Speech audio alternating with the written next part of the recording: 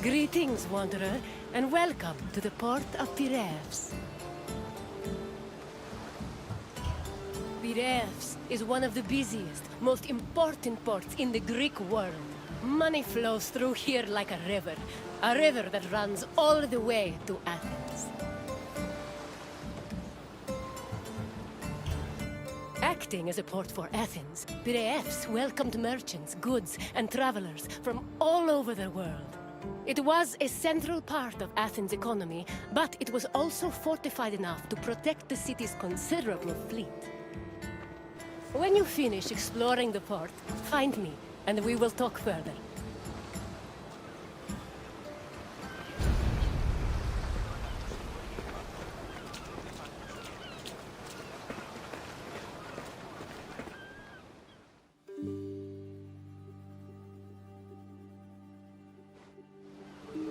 Piraeus, a peninsula southwest of Athens, became the city's main port after the politician Themistocles encouraged the development of its natural harbors. These developments led to the gradual abandonment of the older harbor of Phaleron. Piraeus's fortifications were further developed by Cimon and Pericles, along with the long walls which ensured goods could still be moved during sieges. Piraeus was divided into three main sectors: the military port, the Emporion, and the residential area. By the 5th century BCE, it had become not only Athens' naval headquarters, but also the mercantile center of the Mediterranean.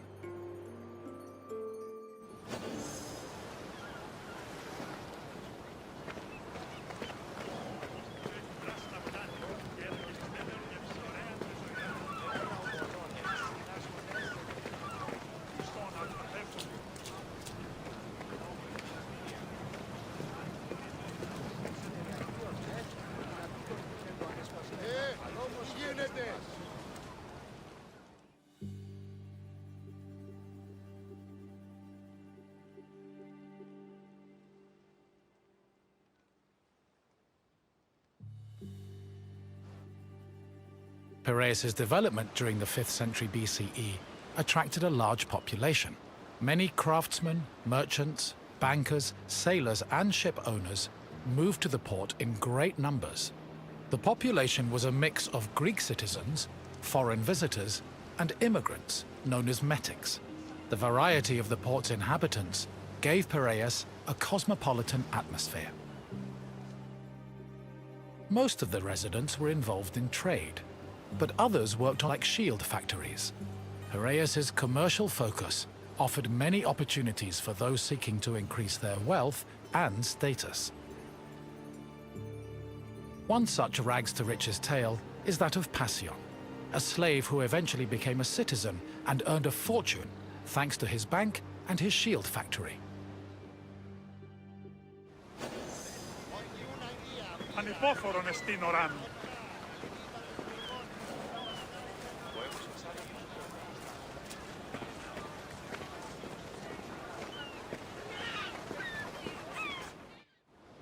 Piraeus was a demi, or district, of Attica.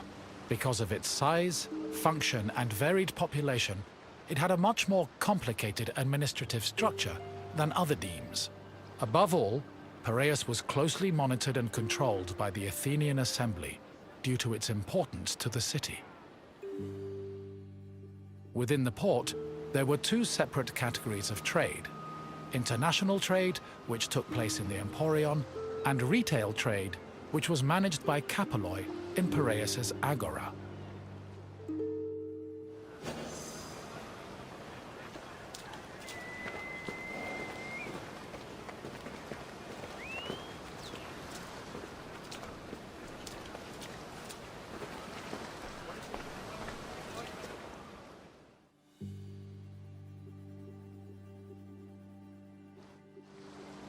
The Emporion was a commercial port dedicated to trading goods from overseas.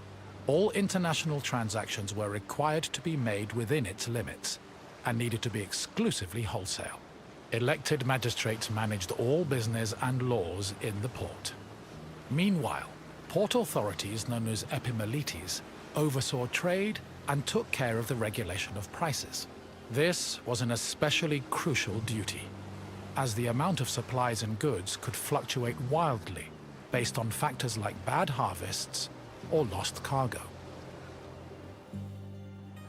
Common products sold in the Emporion included vegetables, fruits, fish, leather, timber, marble, metal, weapons, and ceramics.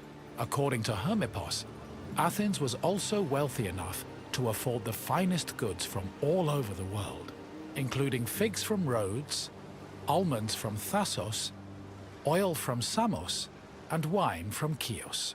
Taxes were collected on all merchandise that came into the Emporion, which provided Athens with a major source of income.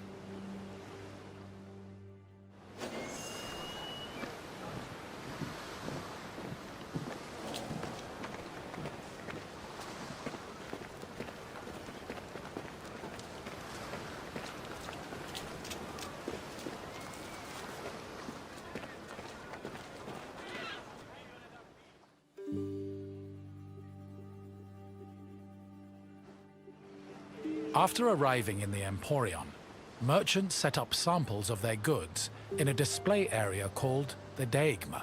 This was where citizens and foreigners gathered to officially make their deals. And almost all merchandise that came into the Emporion was traded within the area. The Deigma was under constant supervision by magistrates, who negotiated price control with the importers. They would occasionally give special privileges to those who agreed to sell at lower prices.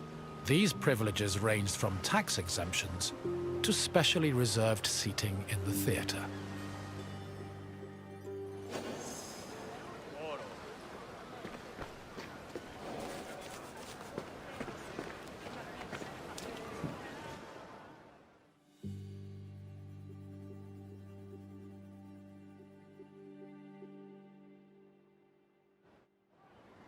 Piraeus was a deme, and as such was supervised by a magistrate called the Demarchos. While most demarchoi were chosen locally within their deme, Piraeus was appointed directly by Athens, so the city could better monitor its commercial interests. In fact, matters regarding the Emporion, the military harbor, and the grain trade were regularly debated and decided by the Athenian assembly. Transactions within the Piraeus were supervised by metronomoi. These were magistrates responsible for keeping track of weights and measures. They made sure merchants' measurements were always accurate to prevent bad deals and scams. Even though Piraeus would eventually develop into a city in its own right, it always remained under the control of Athens.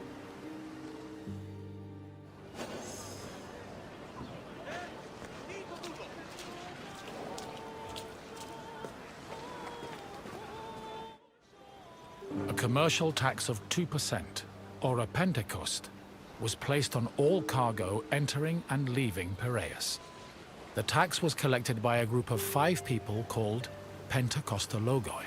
According to Andocides, this position could be bought for the hefty sum of 30 talents, or 180,000 drachmae. However, most of these officials made a profit of up to 6 talents, making the job very lucrative. While merchants were responsible for setting the value of their goods, pentekostologoi had the power to challenge the value if they saw fit. Furthermore, merchants were required to register with these officials before they could transport, display, and sell their goods. Overall, this system provided Piraeus, and by extension Athens, with a tremendous amount of money.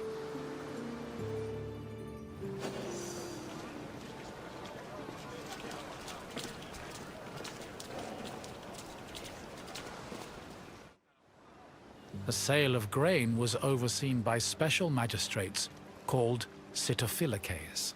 Since some Greek cities had a grain deficiency and relied heavily on imports, these officials were extremely important. Their duties encompassed all aspects of grain commerce, including price control and profit margins, to ensure Athens remained well-fed. This is no surprise. Grain was so important to Athens that 2/3 of all stocks were required to be transported and sold at the city's agora by law. According to Demosthenes, the significance of the Sitophilakes was such that if they failed in their duties, they faced the death penalty.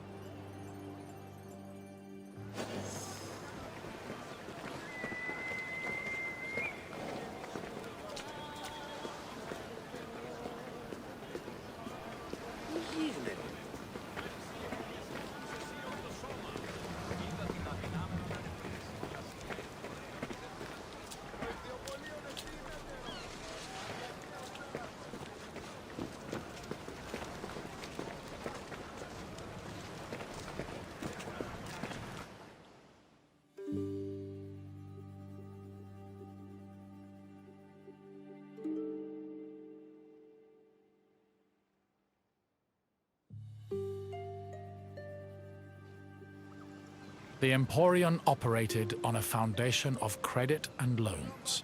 Overseas commerce was handled by two types of tradespeople. Emporoi transported cargo in borrowed ships, while Naukleroi were ship owners who moved goods on their own vessels. Elsewhere in the Emporion were bankers and accountants who arranged loans and kept track of incoming and outgoing ships. Emporoi and Naukleroi financed their maritime voyages with these loans, which often had a high interest rate due to the dangers of sea travel. Emporoi used the loan only had to pay for their crew. Loans and interest were repaid upon a ship's return to port. However, in the event of a catastrophe such as a shipwreck, the merchant and ship owner were released from their obligations, and the losses were transferred to the lender.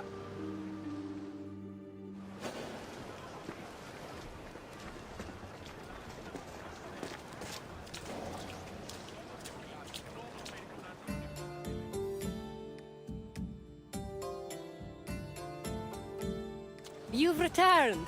I hope you enjoyed your stroll through the port.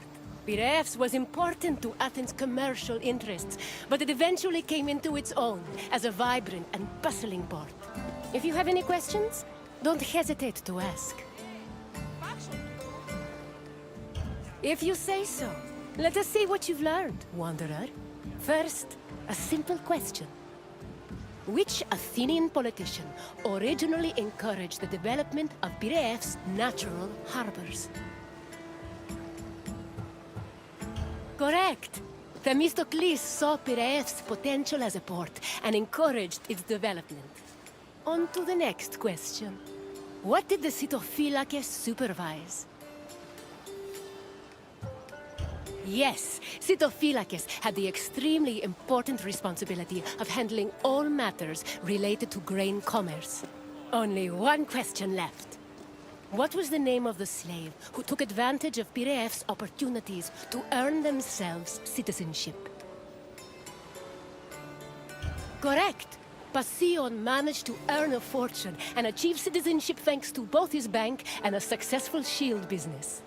Your knowledge of Piraeus is impressive. Well done, Wanderer. As you wish. Thank you for visiting.